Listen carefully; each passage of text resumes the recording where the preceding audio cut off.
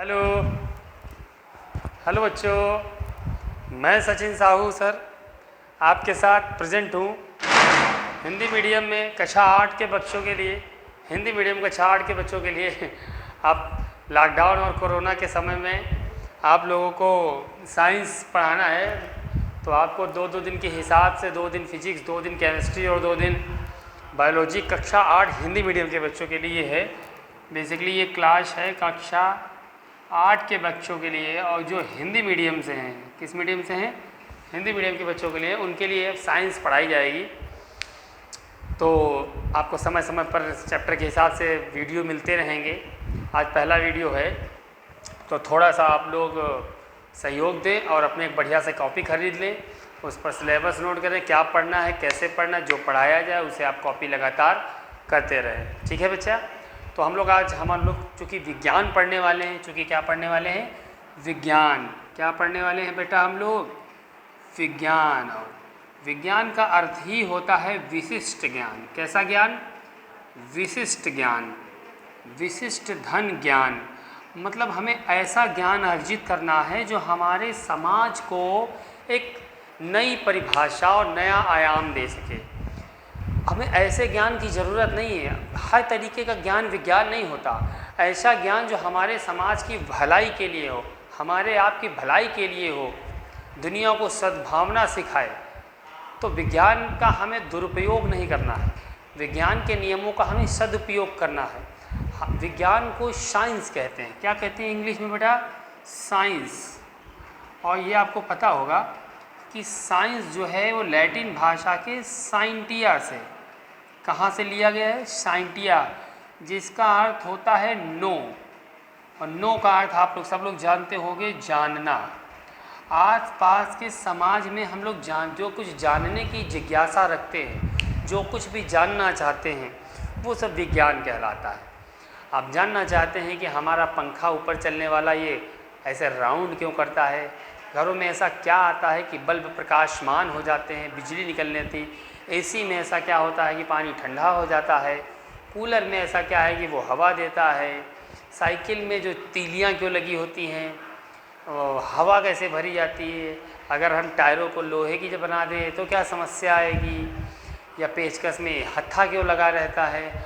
ऐसे लाखों सवाल इंसान के और बच्चों के मन में उठते रहते हैं, जिनका सटीक जवाब शायद उन्हें नहीं मिल पाता है। ये इन लाखों सवालों, अच्छा, मनुष्य जो है बचपन से ही, शुरुआत से ही, आदिमानव के समय से ही हमारे पूर्वज जो है उत्सुक रहा है। जबकि दिमाग हम अपने दिमाग का बहुत कम प्रतिशत यूज करते हैं, लेकिन मनुष्य ने अपनी बुद्धिजीविता को इतना जागृत कर लिया है कि आज वो अंतरिक्ष तक, चांद तक पहुंच गया है, जो कभी कोल कल्पना की जाती थी कि चंदा मामा दूर के और पुए पकावें दूर के, ऐसा कुछ कहानी सुनाई जाती थी, हमारे बाबा दादी सुनाया करते थे, चंदा मामा शायद दूर के, पुए पकावें पूर के।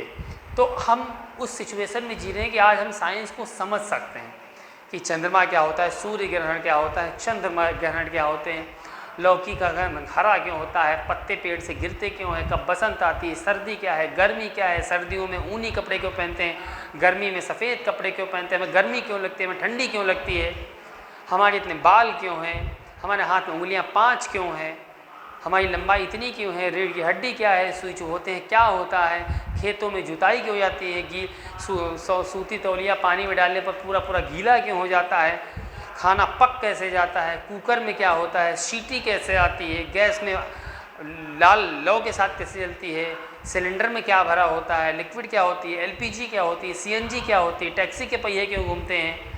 ऐसे करोड़ों सवाल का जवाब हमें विज्ञान में मिलने वाला है, जिनको हम धीरे धीरे से अपने जीवन में उतारेंगे। तो विज्ञान का यही अर्थ होता है कि हम अपने आसपास की चीज़ों, प्रकृति को जानने की कोशिश ही विज्ञान है। प्रकृति के रहस्यों को समझना और उन रहस्यों को समझकर दूसरों को समझाना, यही इसी को विज्ञान कहते हैं कि कैसे हम अपनी प्रकृति को अपने जीवन में उतार रहे हैं, उनके सिद्धांतों को पढ़ रहे हैं और नेचर के साथ जुड़कर उसको चीज़ों को समझाना कि विज्ञान हमेशा सदुपयोग के लिए है, दुरुपयोग के लिए नहीं। अगर प्रकृति से विज्ञान के नियमों का उपयोग आप सदुपयोग नहीं, किसी की बुराइयों के लिए कर रहे हो, आप परमाणु बम बना लिए, अगर आप उसे बिजली बना रहे हो तो ठीक है, लेकिन अगर आप जीवन मानव सभ्यता को ही नष्ट करना चाहते हो तो फिर ये विज्ञान नहीं है। तो विज्ञान का अर्थ ही होता है सुव्यवस्थित एवं ससंगठित ज्ञान, ऐसा ज्ञान जो समाज की भलाई कर सके, उसे ही हम लोग क्या कहते हैं, विज्ञान।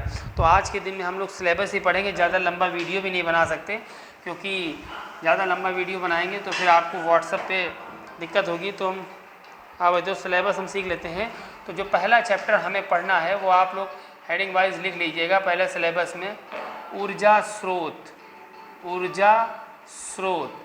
नंबर 2 सेकेंड चैप्टर आपको पढ़ना, हमने अपने बुक के हिसाब से देखा है, बल और दाब, बल तथा दाब, बल तथा दाब। जो आपको थर्ड चैप्टर पढ़ना है वो पढ़ना है आपको प्रकाश, क्या पढ़ना है, प्रकाश। जो आपको चौथा चैप्टर पढ़ना है वो पढ़ना है चुंबकत्व, क्या पढ़ना है, चुंबकत्व। जो अगला चैप्टर आपको पढ़ना है विद्युत धारा। ये इतने चैप्टर मेरे द्वारा पढ़ाए जाएंगे, ठीक है, ये मैं पढ़ाऊँगा आपको, इतने चैप्टर मैं पढ़ाऊँगा।